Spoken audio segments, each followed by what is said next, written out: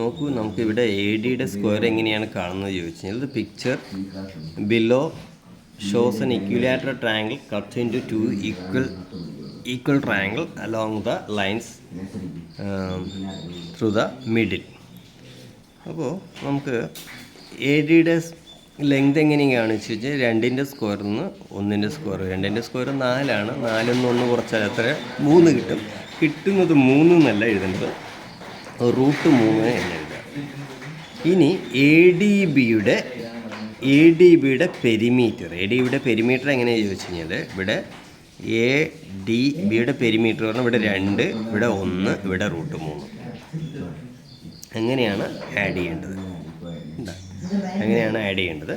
അടുത്തത് A B C, ഇത് മൊത്തം പെരിമീറ്റർ എത്രയാണെന്ന് നോക്കാം. എ ബി സിയുടെ പെരിമീറ്റർ പറഞ്ഞാൽ ഇക്വൽ ട്രയാങ്കിൾ അല്ലേ, എല്ലാ സൈഡും 2 വീതമായിരിക്കും. അപ്പോൾ 3 സൈഡുണ്ട്, 6 എന്ന് വരും. വ്യത്യാസം എന്ന് പറയുന്നത് ഈ വലുതിൽ നിന്ന് ചെറുത് കുറയ്ക്കുമ്പോൾ അതിങ്ങനെ കിട്ടും.